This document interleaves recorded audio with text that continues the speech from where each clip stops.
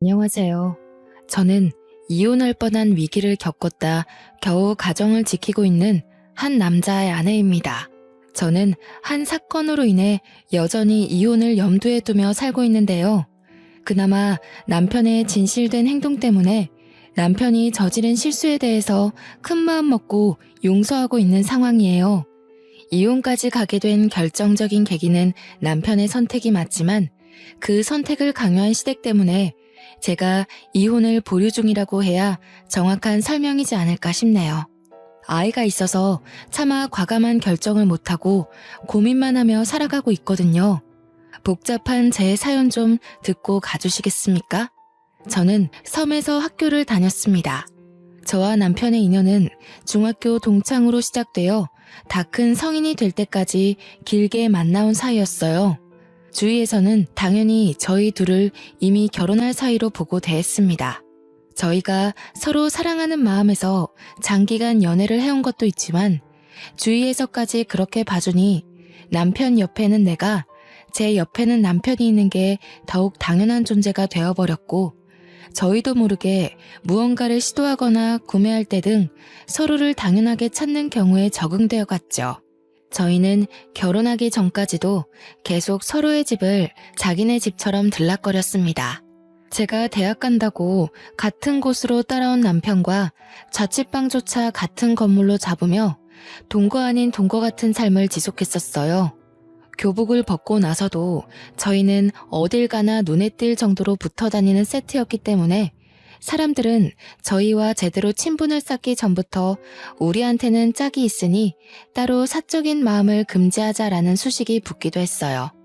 남편이나 저에게 관심 있어서 접근한 이성들도 저희 둘의 연애 기간을 알게 되면 감히 끼어들지를 못할 정도로 가까운 관계였습니다. 그렇게 내내 같은 울타리 내에서 생활하던 저희도 처음으로 서로 떨어져서 생활하게 되었던 시기가 있었는데요. 바로 대학을 졸업하고 취업했을 때였습니다. 근무지가 다르다 보니 어쩔 수가 없더군요. 하루 6시간 이상 얼굴 안 보고 떨어져 있어 본 적은 처음이었습니다. 저와 남편이 대학 때 전공이 달랐는데 그래도 본 건물은 같아서 팔 뻗으면 닿을 곳에 있었거든요. 그때는 딱히 전공이 다르다는 것도 못 느꼈을 정도로 중고등학교 때랑 크게 다른 생활은 없었어요. 그러나 근무지는 저희가 여태 지내왔던 것에 비해 거리가 좀 있었는데 자차로 20분 걸리는 정도의 거리였습니다.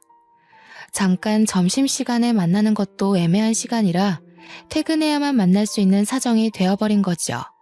그렇다 하더라도 저희 둘은 따로 불안감이란 게 없었습니다. 저희는 예전부터 서로에 대한 신뢰가 높았고 또 퇴근하면 남편이 꼬박 저를 데리러 왔으니까요. 저희는 서로 직장을 다닌 지 3년 정도 만에 결혼을 준비하게 되었어요. 혼수는 안 하기로 이미 저희가 결정해버린 일이라서 결혼하기 전에 집 한 채는 준비해서 시작하느라 시기가 좀 늦었습니다. 나이 30이 되고 나서야 결혼을 발표하게 되었는데 주변에서 저희더러 결혼할 줄 알았다며 드디어 하냐고 짐 빠지게 기다리고 있었다네요. 저희에게 결혼이라는 것은 그리 긴장감 있는 일은 아니었지만 그래도 우리 사이에서 뭔가 색다른 변화가 일어나는 것 같아 약간은 설레었던 기억이 남아있어요. 긴장감이 없었던 건 저희 둘 말고도 양가 어른들 또한 마찬가지였는데요. 상견례 또한 그냥 동네 주민이 오랜만에 만나서 하는 수다 떠는 분위기로 진행이 되었습니다. 저랑 남편이 섬에서 만난 인연이잖아요. 당연히 양가 부모님들도 섬에서 알고 지냈던 사이일 수밖에 없지 않습니까? 상견례에선 거의 옛날 얘기나 요즘 근황 등을 묻는 시간으로 가득 보냈습니다. 가영이가 이렇게 많이 컸구나. 완전 아가씨가 다 됐네. 세월 참 빠르다. 섬에서 우리 성일이랑 같이 밥 먹으러 들락거렸던 때가 엊그제 같은데 왜 아니겠어요? 우리 집에도 성일이가 자주 와서 밥 먹고 가고 그랬었는데 그때 둘이 만난다는 얘기는 소문으로 들었지만 이렇게 길게 만나올 줄은 정말 상상도 못했네요. 근데 어째 성일이는 학교 다닐 때보다 더 큰 것 같다? 클 때 됐죠. 그때가 언젠데 아직도 중학생만 할까? 그래서 가영이 식구들은 그동안 어떻게 지내셨대요? 성일이가 통 말을 안 해줘서 사돈 될 사람들이 요즘 어떻게 지내고 계셨는지도 모르네요. 예나 지금이나 똑같죠 뭐. 먹고 살기 바쁘고 또 가영 아빠가 곧 퇴직이라 제가 이번에 아르바이트 하나를 구했거든요. 이제는 이 일보다 제가 집 나가는 날이 많지 않을까 싶어요. 성일이네는 횟집 장사 잘 되죠? 우리도 뭐 똑같지. 예전보다는 관광객들이 많아져서 매출이 오르긴 했는데 그것도 성수기 때나 그래. 이제 성수기도 다 갔고 그냥 뭐 문만 열어놓고 있어. 상견례 치고는 꽤 아수라장 시장통 같은 대화였던 걸로 기억합니다. 엄마는 시어머니랑 얘기하느라 바쁘고 아빠는 시아버지랑 퇴직 얘기로 근심을 나누고 저와 남편은 부모님들 대화 사이에서 추억을 회상하며 서로의 옛날 일을 놀리느라 재미를 봤죠. 상견례를 재밌다고 표현할 수 있는 며느리가 얼마나 될지는 모르겠지만 저는 그랬습니다.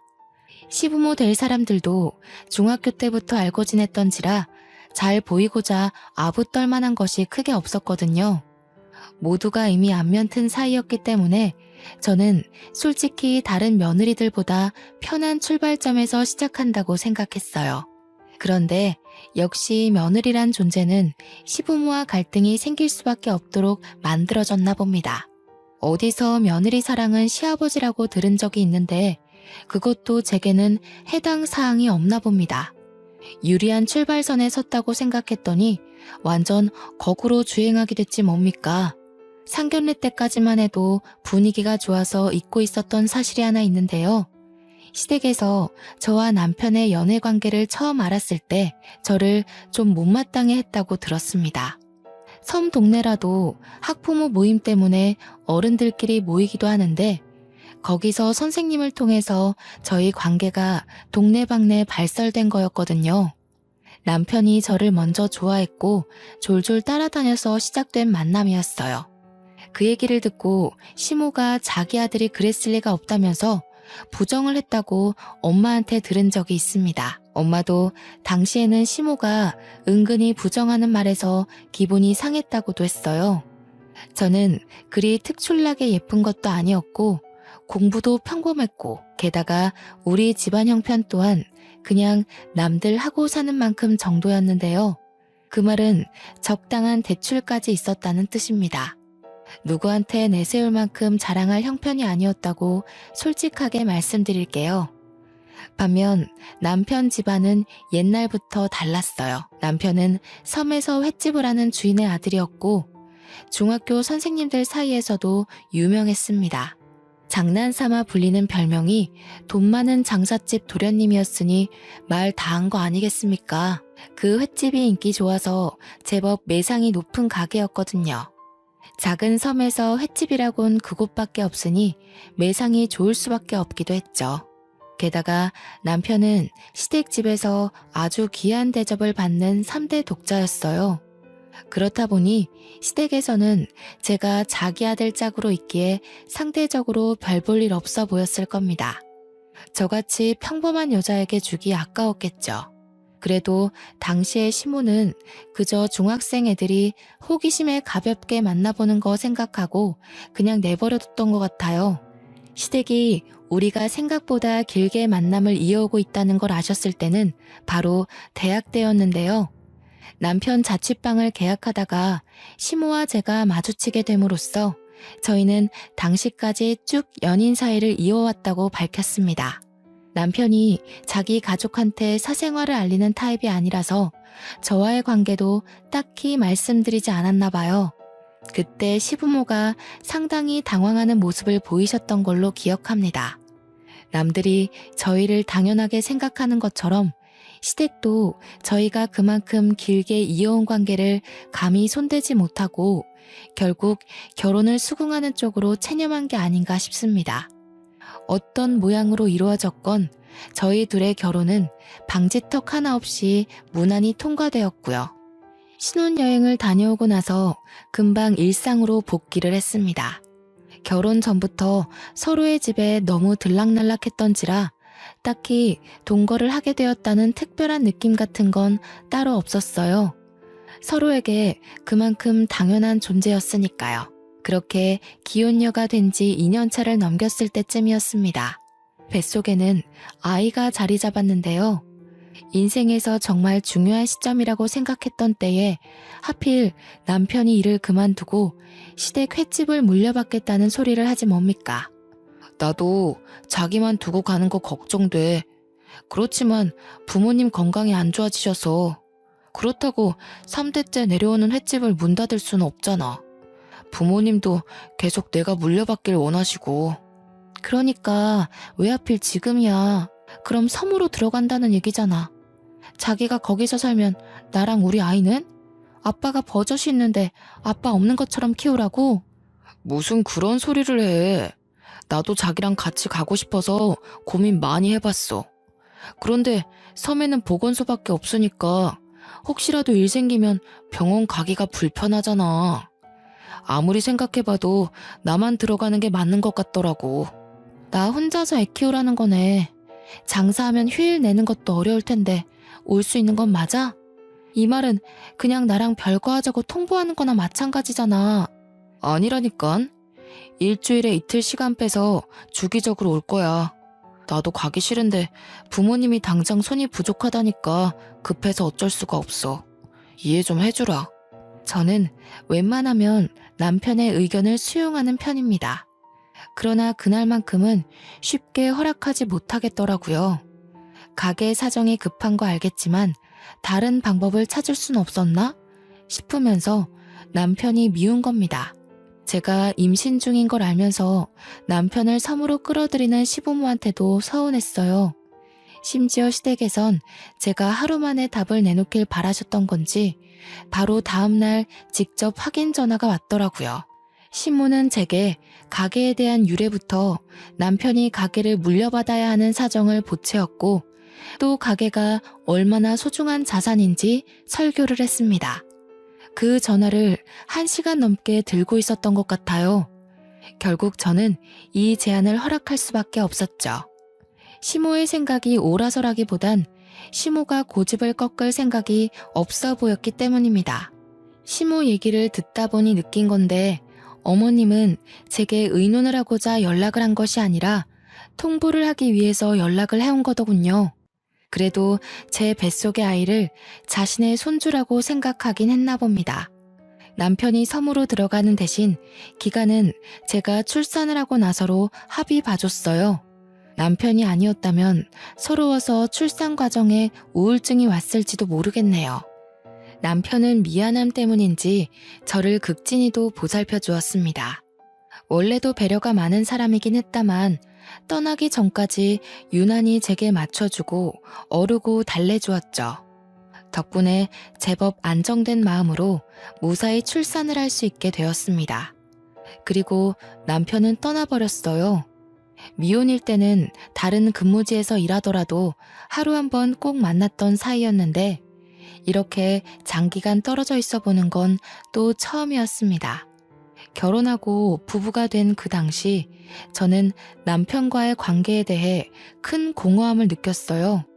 생활비는 남편이 꼬박 보내줘서 제가 육아휴직 들어갔더라도 경제 부분에선 문제되는 게 없었습니다. 그래도 남편이 하루에 한 번은 꼭 영상통화를 걸어줬어요. 시모 말대로 장사가 제법 바쁜가 보더라고요.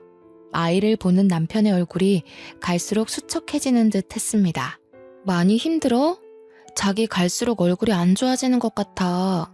간지 1달밖에 안 됐는데 왜 이렇게 살이 빠졌어? 밥은 제대로 챙겨 먹고 있는 거야? 그럼 잘 챙겨 먹고 있어. 바빠서 그렇지 뭐. 그래도 우리 보물이 보니까 힘이 난다. 보물아, 아빠가 돈 많이 벌어서 좋은 거 많이 해줄게. 건강하게만 자라줘. 보물이는 제 아이의 태명입니다. 첫 임신 소식을 들었을 때 남편이 보물을 얻은 기분이라고 해서 짓게 된 태명이었죠. 멀리 떨어져 있더라도 남편의 노력 덕분에 저는 적적한 마음과 우울감을 견딜 수 있었는데요. 그래서 남편이 자리를 잡기만 한다면 다시 저희 가정이 제가 꿈꿔왔던 가족의 모습으로 이어질 거라고 봤어요. 허나 뜻밖인 곳에서 문제가 되기 시작했는데요. 바로 남편의 방문 빈도였습니다. 한 1년까지는 남편이 약속했던 대로 꼬박꼬박 집에 왔거든요. 그러나 아이가 2발로 걷기 시작할 무렵부터는 다음 주에 갈게. 미안해. 장사가 너무 바빠서. 지금 성수기잖아. 이 같은 소리를 꼭 입버릇처럼 하며 집에 오는 발길이 점점 줄어들었죠. 작년에는 성수기 없었어? 작년이랑 올해랑 당신 태도가 너무 다르잖아. 나 서운해지려고 그래. 당신 바빠서 재촉하고 싶지 않은데 애한테는 지금 되게 중요한 시기야. 의사도 부모랑 상호 신뢰관계가 중요하다고 그랬어. 정말 미안해. 나도 최대한 시간 빼서 가보려고 하는데 부모님만 두고 일 빼기엔 그만한 여유가 안 돼. 자기가 이해 좀 해줘. 우리 태욱이 키우려면 돈 많이 모아야 되니까. 벌써 2달째야. 이러다 얼굴 까먹겠네. 태욱이가 아빠 있는지도 모르고 크겠어. 다음 주에는 꼭 오는 거지? 나 저녁거리 사놓고 기다린다.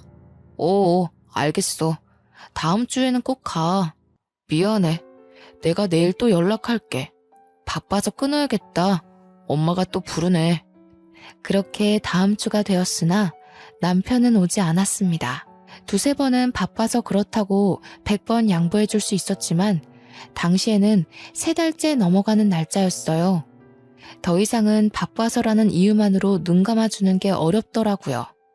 예전까지만 해도 해명으로 들리던 남편의 말이 이젠 거짓말로 의심까지 되었습니다. 이대로 있다간 제가 의부증이라도 걸릴 것 같아서 저는 결국 섬에 한번 찾아가 보기로 큰 결심 먹었죠. 아이를 안고서 배를 타고 1시간이나 걸리는 섬으로 들어갔습니다. 근 20년 만에 오는 고향이었어요. 남편 횟집은 바닷가를 끼고 있는 위치에 있는데요. 섬이 제주도처럼 큰 게 아니다 보니까 선착장에 내리면 저 멀리 남편의 횟집이 바로 보이거든요. 그런데 저는 그곳을 보고서 제 눈을 여러 번 의심했지 뭡니까. 횟집까지 가까이 다가가는 내내 온갖 생각이 머릿속에서 휘몰아쳤지만 그래도 남편을 믿고자 직접 2눈으로 목격하기 전까진 오해를 하지 않으려고 했어요. 그러나 제가 가게 앞에 도착했을 때 저는 그동안의 남편 행실에 대해 전부 의심을 하게 되었어요. 가게에는 손님이 줄을 서기는커녕 아예 임대로 건물을 내놓은 상태였습니다. 문 앞에 멍하니 서서 하얀 종이 위에 까만 글씨를 한참이나 쳐다봤는데요. 그때 옆에서 작은 슈퍼하던 아줌마가 나와보더니 저를 발견하곤 말을 걸어왔습니다. 그 횟집 안 하는데? 오래전에 다른 곳으로 이전했어요. 들어오는 사람이 적다 보니까 횟집이 있어도 장사가 영 그랬지 뭐. 저기 한참 위쪽으로 올라간다고 그랬던 것 같은데. 슈퍼 아줌마는 제가 중학교 때 빵 사 먹으러 자주 들리면서 봤던 주인 아줌마였어요. 여태 일을 하고 계셨는지 몰랐는데 워낙 여전하셔서 간만에 봐도 알아보겠더라고요. 아줌마는 저를 바로 못 알아보다가 제가 이름을 말해주며 아는 척하니까 뒤늦게 알아채더군요. 섬 동네가 작아서 당시 학부모님들이 아닌 웬만한 어른들까지도 저와 남편의 관계를 알고 있었어요. 결혼했다는 것도 당연히 소문 듣고 알았을 겁니다. 그때는 시부모가 섬에서 장사를 하고 계셨기 때문에 섬 드릴 청첩장을 시댁 쪽에서 전부 돌리기로 했거든요. 아이고, 가영이 네가 애를 낳았구나. 어머나 세상에 예쁘기도 하지. 한번 안아봐도 되겠니? 어쩜 이렇게 토실토실 예쁘게도 생겼나 몰라. 저도 아줌마가 반가웠던지라 흔쾌히 아이를 넘겼고 잠깐 제 사정을 뒤로한 채 한참이나 아줌마의 근황을 여쭙고 대화를 나눴습니다. 그러다 자연스레 물꼬를 터서 다시 횟집 이야기까지 돌아오게 되었는데요. 저는 그 기회를 틈타 횟집 사정을 제대로 묻게 되었죠. 성일이 집 가게 안 한 지 많이 오래됐어요? 제가 들은 얘기가 없어요. 어머님한테 듣기로는 이 섬에 관광객이 더 늘었다고 하던데요. 제가 묻고자 하는 의도는 다른 부분이었는데 정작 아줌마는 엉뚱한 곳에서 고개를 기울지 뭡니까? 제 질문에 어리둥절해하면서 지금 성일이 엄마를 두고 어머님이라고 한 거냐고 묻는 거 아니겠어요? 잠깐만, 설마 이 아이가 저 횟집 핏줄이니? 성일이랑 너 계속 만나고 있었던 거야? 고등학교 나가면서 헤어진 줄 알았는데 아니었어? 네? 그럴 리가요. 저랑 성일이 결혼했잖아요. 소식 못 들으셨어요? 어머님 쪽 통해서 청첩장 전해드린 걸로 아는데요. 어머님 말로는 주민들 모두 육지까지 나오는 게 번거로워서 결혼식 참석은 못 하셨다고 들었어요. 뭐라고? 청첩장은 무슨, 휴지 조각 한 장도 본 적이 없다. 저 횟집 아줌의 말로는 니들 둘 이 섬 나가면서부터 진작 갈라섰다고 들었어. 다들 그냥 그러려니 했지. 조그만 애들 둘이 연애했다가 깨지는 게 뭐 대수는 아니니까. 당최 이게 무슨 말인가 싶었어요. 저와 남편이 섬을 나간 건 아줌마 말대로 고등학교 입학을 하면서부터였습니다. 이 섬에는 고등학교가 없기 때문이었죠. 물론 다들 저와 남편이 내내 연애를 해왔다는 거 모를 수도 있는 부분입니다. 그러나 결혼을 한 것까지 몰랐다는 건 제 기준으로 이해가 안 되었어요. 분명 시댁 쪽에서 자기들이 섬 주민들에게 청첩장을 나눠준다고 하여 다 전달했었거든요. 그런데 저희가 결혼했다는 사실을 아무도 모르고 있다뇨. 슈퍼 아줌마가 놀란 것처럼 저 또한 당황하여 이게 무슨 상황이지 싶었습니다. 제가 아무 말도 못하고 있자 아줌마가 덧붙이는 말이 있었는데요. 이제서야 기억이 나네. 맞아. 저 집 인천 바다 쪽에 간다고 했었어. 그게 한 2년 됐나? 그때 이전하는 이유가 성일이 결혼 때문이라고 그랬거든. 성일이랑 만나는 여자가 인천 쪽에 산다고 해서 간다고 그러더라. 결혼이요? 인천 사는 여자랑 결혼할 거라 그랬다고요? 저희 어머님이 직접 그러시던가요? 혹시 성일이도 이 부분에 대해서 알고 있어요? 제가 전혀 몰랐던 표정이라 아줌마도 말하는 내내 눈치를 보기 시작했어요. 아줌마는 다른 건 자세히 모른다며 자기도 그나마 옆집이라 슬쩍 물어봐서 대충 들었다고만 했습니다. 저는 카메라로 그 가게 사진을 찍고 아줌마께 인사를 전한 뒤 당장 그 섬을 빠져나왔어요. 그리고 남편한테 전화를 걸었습니다. 잠자리에 들 시간도 아닌데 남편이 받질 않더군요. 무슨 생각이었는지 모르겠지만 저도 그때 제정신이 아니었던 듯해요. 무작정 섬을 나오고 나서 바로 인천 가는 버스를 탔는데 아이 생각을 못하는 바람에 중간에 내려서 아이 먹을 식품을 구매하고 다시 버스를 탔던 기억이 납니다. 그리고 저는 계속해서 전화를 안 받는 남편한테 문자를 남겼습니다. 나 인천이라고. 그랬더니 남편한테서 한 30분 뒤에 전화가 오는 거 아니겠습니까? 너무 서글픈 거 있죠? 내내 연락 안 되던 사람이 그 문자 하나로 이렇게 전화가 오는 거면 제가 의심하고 있는 모든 것이 들어맞는 꼴이잖아요. 인천이라니? 장난치는 건 아닐 테고. 아무런 연고도 없는데 뜬금없이 거긴 왜 갔어? 태우기는? 설마 이 늦은 시간에 태우기까지 데리고 간 건 아니지? 맞아. 태우기랑 같이 왔어. 아무런 연고가 없기는. 나 여기 당신 보러 왔는데? 당신이 너무 바빠서 나한테 가게 이전했다는 말도 안 한 것 같길래 직접 찾아왔어. 옆에 어머님 아버님도 계시지? 무슨 소리야. 나를 찾는다면서 왜 인천으로 가? 이상한 소리 말고 얼른 집에 가. 그러다 태우기 감기라도 걸리면 어떡해.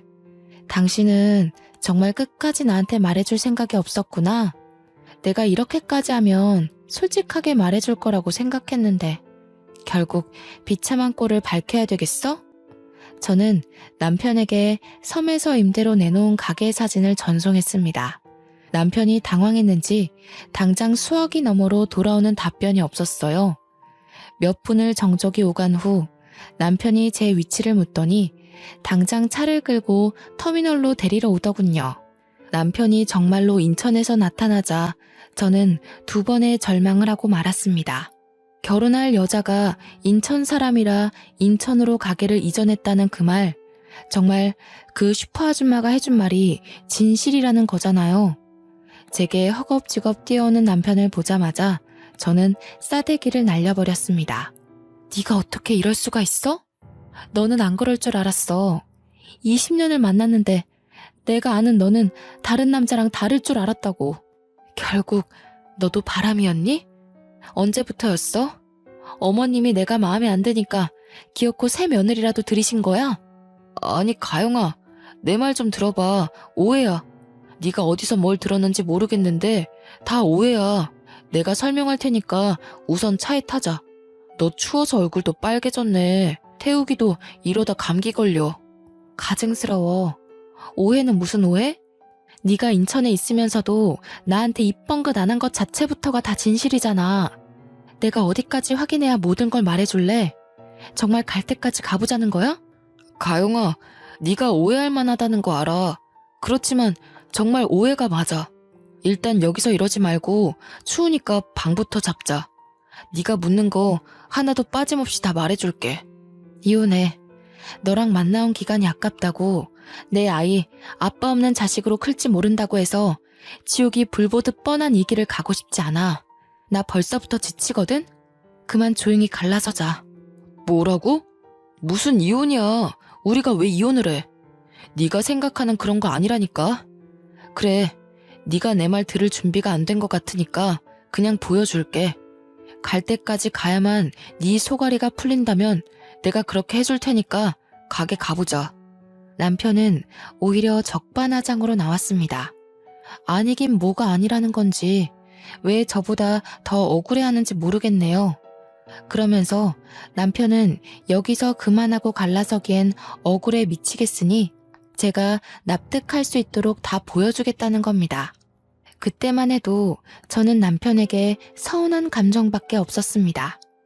이미 들통나버린 거 차라리 무릎 꿇고 싹싹 빌기라도 할 것이지 끝까지 변명만 하는 모습에 정말 실망하고 말았죠. 갈 때까지 가보자는 남편의 완강한 의사 표현 때문에 저도 인천까지 온 김에 시부모의 뻔뻔한 해명이라도 들어봐야겠다고 생각했어요. 그렇게 고민하다가 결국 저는 남편을 따라 인천 바다 쪽으로 향했죠. 그곳엔 정말 시댁에서 운영 중인 횟집이 있었고 입구 앞까지 다가가자 입구 쪽 카운터에 웬 배부른 여자 하나가 있었습니다. 그 여자는 카운터에서 계산을 도맡고 있었어요.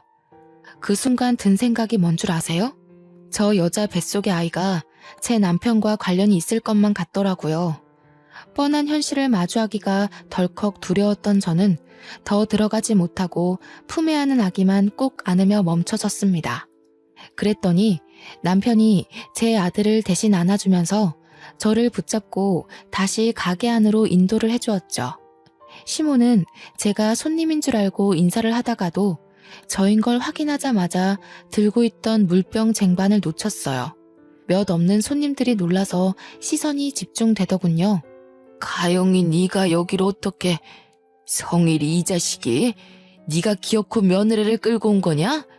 엄마가 상황 정리될 때까지 기다리라고 했지? 어머님, 저를 앞에 두고도 그런 말씀을 하시는 거세요? 어머님께서 어떻게 이러실 수가 있어요. 제가 그렇게 마음에 안 드셨으면 진작에 이 결혼 반대하셨어야죠. 조용히 못해? 어디 남의 장사집에 와서 행패니?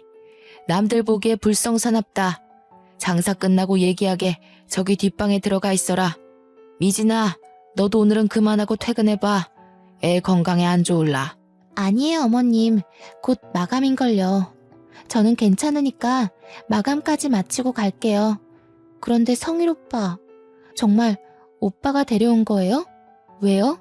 미진이 너가 신경 쓸 일 아니다. 미안하구나.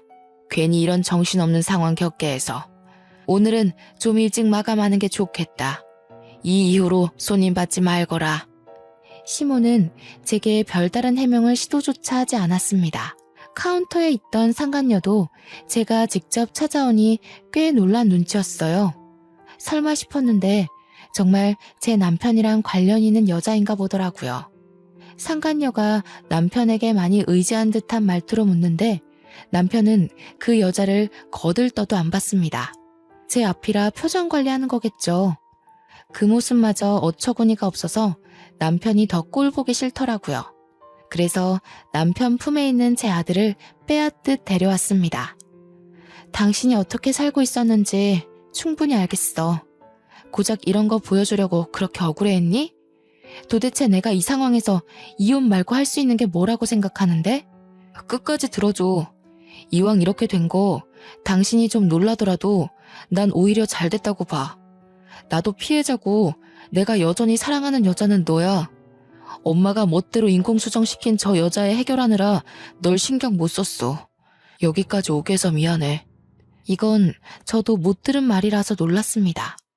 그 뒤로도 남편이 하는 말들은 가히 충격적이었는데요. 남편 집에 먼 팔촌 되는 친척에서 며느리로 들어왔다는 여자가 있었는데 그 여자의 남편이 난임이라 아이 갖기 어려웠대요. 그래서 제 남편한테 정자기증을 원했다는 겁니다. 저와 남편은 혹시 몰라서 20대 때 나란히 정자와 난자를 냉동 보관했었어요. 당연히 가족들의 동의를 구하고서 진행했던 일이라 식구들 모두 그 사실을 알고 있었죠. 그걸 기억하고 있던 시모가 남편한테 그 냉동 정자를 달라고 했다는 거 아니겠어요? 남편은 어처구니 없는 제안에 완강하게 거절을 했으나 시모가 너무 사정을 했고 그 상간녀까지 찾아와서 울고불고 비는 바람에 할 수 없이 허락을 했다고 합니다. 시모가 왜 그렇게 그 팔촌 며느리에게 신경을 썼냐 하면 며느리 집안이 또한 장사꾼 집안이라고 하더군요. 시댁과 똑같이 횟집을 하는 곳이래요. 이미 인천에서 자리매김하고 있는 가게라서 매출이 시댁보다 월등하다고 들었습니다. 정자기증을 너무 사정하며 빌길래 남편은 허락하는 대신에 그걸 빌미로 절대 문제되지 않게 해달라고 당부했다고 해요. 그런데 상간녀가 자기 남편이랑 잘못되면서부터 제 남편한테 찾아와 매달리는 실정이라고 되었다고 하네요. 뱃속의 아이가 제 남편의 씨니까 남편과 살겠다고 살림을 차릴 작정으로 온 것이죠. 그 일의 시작이 바로 제가 임신을 했을 때였어요. 남편이 갑자기 섬에 들어가겠다고 했었잖아요. 그때부터 시댁에서 남편을 달달 볶은 것 같더라고요. 혹시라도 이 얘기가 제 귀에 들어갈까봐 남편 혼자 해결하려고 했다는데 제가 여기서 남편의 말까지 의심하기엔 들어맞는 상황이 너무 많았어요. 시끄럽다. 네가 생각 없이 결혼만 안 했어도 이 사단까진 안 났을 거 아니냐. 다 듣기 싫으니까 뒷방 들어가던지 서울까지 태워다 주고 오던지 네가 알아서 해라. 태우개미한테도 내가 별다른 할 말은 없다. 솔직히 우리는 장사에 도움되는 며느리가 필요해. 네가 소송을 하더라도 위자료 얼마든지 내줄 테니 내 아들 앞길은 그만 막거라. 엄마, 무슨 말을 그렇게 심하게 해. 앞으로 판 벌어지게 안 한다고 약속했잖아. 가영이한테 피해가는 일 없게 하는 조건으로 내가 여기 붙어있는 거야. 이제 와서 이러면 나도 더 이상 합의 안 봐. 합의 안 보면 이미 미진이 뱃속에는 네 아이가 살아 숨쉬고 있어. 저 가여운 애를 아빠 없는 자식으로 만들 셈이니? 그놈의 애정 타령은 어릴 때나 했던 걸로 충분하다. 누가 네 미래에 도움될 배우자인지 똑똑히 생각해. 못 들어주겠네요. 듣기 거북해서 더는 이 자리에 있고 싶지도 않아요. 제 눈에는 둘 다 용서할 수 없는 건 똑같거든요. 그걸 달라고 사정하는 어머님이나 달라고 한다고 끝내 허락해준 신이나 똑같아. 뭐야? 조조 말하는 꼬락서니 좀 봐라. 젊은 여자 입에서 저런 망측한 소리가 나오니 애가 뭘 보고 배우겠어? 며느리라는 것이 시애미한테 눈 부릅뜨고 쌍심지나 켜고 집안이 못나면 성품이라도 바람직해야지. 이제야 하는 소리지만 내 아들이 1000배 만배 아깝다. 듣고 있던 남편은 저를 막아서며 직접 시모한테 호통을 쳤습니다. 남편은 시모 생각과 다른지 상간녀와 시부모를 한 통 속으로 싸잡아서 소리치더라고요. 특히 상간녀를 무척 대놓고 하찮은 취급하는데 이게 제 앞이라 연기하는 느낌은 아니었어요. 아무리 바람피지 않은 척을 한다지만 상대 여자한테 이렇게까지 모욕을 줄 수 있나 싶을 정도로 상간녀를 내려까고 있었습니다. 나는 더 이상 모르는 일로 할 거야. 여태 해결될 거라 보고 좋게 설득하려 했는데 가영이가 알아버린 이상 나도 이판사판 없어. 저 여자가 품은 아이? 그거 내 아이라 생각하지 않아. 저 여자 내쫓지 않으면 저 여자가 낳은 아이까지 망하게 하는 꼴 내가 보여줄게. 어머머, 너 지금 그게 무슨 말이니? 어떻게 네 아내 될 사람한테 그런 막말을 해? 엄마가 널 어떻게 키웠는데? 넌 이 집의 3대 독자야. 내 귀한 자식을 저런 별 볼 일 없는 집에 넘겨줘야 하는 부모 입장은 생각도 안 해봤니? 어머님, 저를 인정 못하겠다고 하셨나요? 어머님이 이런 몰상식한 짓을 벌이고도 얼마나 잘 지낼 수 있을지 두고 볼게요. 제가 두 눈 뜨고 있는 이상 어머님은 영영 죗값 치르셔야 될 겁니다. 어머님께서도 별 볼 일 없어지면 다신 그런 소리 못하겠죠. 그날 거기서 저는 거의 끝을 보는 수준으로 시댁과 다퉜습니다. 이미 남편과의 이혼을 마음먹었고 다시는 시댁이 저와 제 친정을 무시하지 못하도록 단단히 망가뜨려버리겠다고 복수심을 키웠어요. 시모가 저를 버릇없다고 나무라던 와중에 눈치 없이 끼어든 상간녀는 갑자기 자기 배를 잡고 쓰러지는 거 아니겠습니까? 그 계산적인 행동에 시모랑 주방에 있던 시부까지 상간녀한테 달려들어 119를 부르고 난리가 났습니다. 그 난장판인 와중에 상간녀와 눈이 마주쳤는데 그 순간 상간녀가 저를 쏘아보던 눈을 아직도 잊을 수가 없어요. 제가 본 눈빛 중 가장 표독스러운 시선이었거든요. 상간녀가 기가 막힌 연기를 하며 실려갈 때까지도 남편은 제 옆에서 꼼짝도 안 하고 있었는데요. 그저 우리 아들이 오니까 달래주기만 할 뿐이었습니다. 오히려 제가 남편의 눈치를 좀 봤었네요. 성일아, 뭐하니? 네가 보호자로서 같이 가줘야 될 거 아니야. 미진이 죽는다. 얼른 뛰어오지 못해? 그 여자 그러는 거 한두 번이야. 그리고 데려온 사람이 보호자여야지 누굴 떠밀어. 나는 가영이 데리고 서울 갈 테니까 다신 그 여자 일에 나 끼워넣지 마. 그 여자랑 혼인관계도 아니고 가영이가 소송한다면 흔쾌히 도울 거야. 엄마 아빠가 저지른 일 나한테 떠넘기지 말고 알아서들 처리해. 듣고 보니 남편이 제게 억울하다고 했던 그 마음이 진심이더군요. 상간녀를 따라 병원을 간 사람은 결국 시모였고 손님 때문에 자리를 뜨지 못한 시부만이 다시 가게 안으로 들어왔습니다. 그런데 화가 난 채로 들어온 시부가 다짜고짜 남편의 싸다구를 때리는 게 아닙니까? 무책임한 놈. 내가 널 이렇게 키운 거니까 천벌을 받아 마땅하지. 어차피 천벌 같은 거 훈육이라 생각하고 몇 대 더 맞아라. 손님들도 와서 시부를 말릴 정도로 시부는 남편에게 손찌검을 서슴지 않았습니다. 저는 안고 있던 아이를 내려놓고 급하게 남편을 막아섰죠. 왜 이러세요, 아버님? 아버님도 그러시는 거 아니에요. 법으로 따진다면 아버님 지금 범죄자세요. 그렇게 아낀다는 아들까지 손수 그렇게 만드신 거라고요. 뭐가 떳떳해서 자식한테 손찌검을 하세요? 제가 이혼해주길 원하셨어요? 네, 소송해드릴게요. 그 결과를 모르고 벌인 일은 아닐 테니까요. 시부가 억누른 감정을 못 참고 제게도 손찌검을 하려는 걸 손님들 덕분에 차마 닫지 못하고 있었는데요. 그때 남편이 그대로 시부를 밀어버렸습니다. 남편의 힘에 시부 옆에 붙어있던 손님들까지 휘청거리며 넘어졌고요. 그러더니 남편은 저더러 무슨 이혼이냐고 자기는 절대 이혼할 수 없다면서 저한테 사정하기 시작하더라고요. 자기가 정자기증을 허락하는 바람에 이 사단이 났지만 이혼만큼은 못한다고 나 없이 못 산다고 싹싹 비는데 제 마음이 줏대 없이 흔들리지 뭡니까? 그럼 당신 부모님이랑 연 끊을 수 있어? 나는 이제 당신 부모님 모시고 살 생각 추호도 없어. 그런데 당신이 부모님과의 연을 못 놓겠다면 난 당신 보고 못 살아. 차라리 당신이랑 좋았던 기억만 가지고 평생을 그리워하는 편이 나아. 저는 나름 최후의 수단이라고 생각하며 말했는데 남편은 눈물까지 보이면서 제게 넙죽 엎드렸습니다. 그러면서 당장 시부모와 연 끊을 수 있다고 자신도 이번 기회에 부모님께 많이 실망했다고 하더군요. 남편이 3대 독자이기 때문에 집에서 굉장히 중요한 존재인데 남편의 그런 발언은 듣고 있던 시부의 분노를 다시 돋우기에 충분했습니다. 제정신이냐? 고작 저런 여자 때문에 감히 천륜을 끊으려고 해? 해도 될 소리가 있고 안 될 소리가 있는 거야.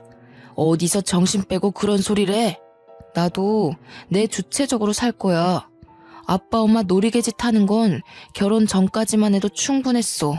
아빠가 아빠 가정 지키는 것처럼 나도 내 가정 지켜야 하는 가장으로서 경고하는 거야. 다시는 말도 안 되는 일 꾸며서 내 가족 괴롭히지 마. 이젠 부모라도 가만 안 있어. 남편은 그대로 저와 아들을 데리고 가게를 빠져나왔습니다. 이젠 시부가 제게도 욕을 서슴지 않고 발설했는데요. 가게 앞에 화분을 발로 차 넘어뜨리면서 그 욕은 다시 남편에게로 향했습니다. 그렇게 시댁과의 인연은 정말 끊어졌어요. 그날 이후로 본 적이 없습니다. 남편과 집으로 돌아가서 소송 준비를 같이 했는데 저는 솔직히 그때까지도 남편을 향한 의심을 놓지 못했습니다. 다른 여자 품에 남편의 씨가 있는 걸 두 눈으로 똑똑히 봤기에 남편이 현재 제 곁에 있다고 하더라도 안심이 안 되더라고요. 제가 이혼을 계속 염두에 두고 있다는 걸 남편도 알고 있었습니다. 그래서 남편은 하루에 한 번씩 자기 전 제게 사죄를 해요. 또 남편은 정말 시댁과 연을 끊었는데요. 시댁이 찾아올 수 없도록 이사까지 준비를 하더군요. 그러면서 자신의 실수가 맞다고 매일같이 자책하며 반성하는 태도를 보이고 있어요. 그렇기 때문에 현재까지 더는 의심 사는 행동을 하진 않습니다. 예전 연애 때처럼 제 옆에 딱 붙어서 자신의 일거수일투족을 알아서 보여주고 있죠. 그런 과정에서 손수 시댁과 상간녀를 고소하는 남편을 보며 저는 아직 이혼을 보류 중에 있네요. 남편이 다시 제가 알던 그의 모습으로 돌아온 것 같거든요. 이건 좀 나중에 듣게 된 사실인데 시댁에선 그 상간녀를 어쩌지 못해 거두었다고 하더라고요. 혹여나 그 여자 배에서 태어나는 남편의 씨가 아들은 아닐까 하며 지켜봤다고 합니다. 그러나 딸인 걸 알고 바로 내쫓았대요. 그 때문인지 시모한테서 가끔 문자가 오는데 역시 아들 씨가 아까운 집이라 그런지 제 아들을 탐내면서 그제야 슬슬 꼬리 내리는 거 아니겠어요? 문자 내용 보니까 소송 비용을 대느라 인천의 가게 문도 닫은 것 같았어요. 또다시 섬으로 들어간다는 소식을 전해왔습니다. 제가 남편한테 그 문자를 보여줬더니 남편이 저더러 시달리게 해서 미안하다고 당장 번호 바꾸자고 하대요. 그래서 번호까지 바꾸는 바람에 시댁 소식을 못 들은 지는 벌써 반개월이 지났습니다. 남편이 시시각각 제게 모든 걸 밝히고 보여줘서 아는데 남편 또한 시부모에게 받은 연락이 없었어요. 남편을 향한 신뢰가 회복이 되기까지 긴 기간이 걸리겠지만 그래도 한편으로는 남편이 걱정되더라고요. 천륜인데 그리 쉽게 끊어버려서 남모르게 소가리를 하고 있는 건 아닌가 하고요. 물어봐도 남편은 내내 괜찮다고만 합니다. 물론 저라고 다시 시부모를 모시고 싶은 생각은 없습니다. 여전히 시부모가 꾸민 짓이 가슴 한가운데 박혀 있으니까요. 그런데 남편 때문에 갈수록 고민이 되네요. 낳아주신 부모님이 훗날 죽었는지 살았는지도 모르게 이리 지내도록 내버려 두는 것이 과연 옳은 일일까요? 행여나 제가 시부모와 같은 천벌받을 짓을 하고 있는지도 모르겠어요. 아마 시부모 쪽에서는 남편과 연이 끊긴 것만으로도 지옥 속에서 살고 계실 겁니다. 그 기간을 얼마나 두고 보게 될지는 모르겠지만 남편 하는 걸 봐서 미래에 대해 계속 고민해 봐야 될 것 같네요. 그래서 현재는 이사 온 집에 적응하느라 과거 일에 대한 상처를 꽤나 빨리 회복 중에 있습니다. 남편은 여전히 제게 잘하고 있고 제 아들에게도 훌륭한 아빠 역할을 해내고 있어요. 횟집을 그만뒀기 때문에 다른 일을 알아봐야 하는데 남편이 하는 말이 집에서 보고 배운 비법으로 매장 하나를 차릴 계획이라고 하더군요. 사업 계획을 들어봤는데 젊은 세대 감성에 맞춘 초밥 매장을 구상 중이었어요. 저더러 함께 부부 가게 한번 차려보자고 하네요. 아마 저도 휴직 중인 회사에 사표를 내고 남편과 함께 더 가까운 미래를 그려나갈지도 모르겠습니다. 언젠가는 남편과 시댁과의 관계에 대해서 좀 더 명확하게 정의 내릴 날이 오겠지만 그 전까지는 굳이 들춰서 서로한테 상처되지 않도록 외면하고 있을까 합니다. 저를 위해 과감한 선택을 한 남편한테도 정신적 지지를 많이 해줘야겠어요. 그때의 일이 정말 어쩔 수 없었다는 남편의 진심을 차차 이해해가고 있거든요. 다 남편의 한결같은 마음과 노력 때문이 아닌가 싶습니다. 제 사연은 이렇게 마무리가 됩니다. 들어보니 어떠셨나 궁금하네요. 살면서 이런 기괴한 일을 꾸미는 시모가 또 어딨나, 과연 있기나 할까 그것도 묻고 싶고요. 부디 이런 불행한 일은 저 하나로 족한 세상이었으면 좋겠습니다. 남의 불행을 사주하는 것이 얼마나 가슴 아픈지 겪어보니까 너무 별로더라고요.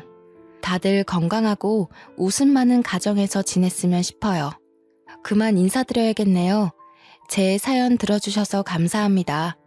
모두가 무탈한 한 해를 보낼 수 있도록 진심으로 기원합니다.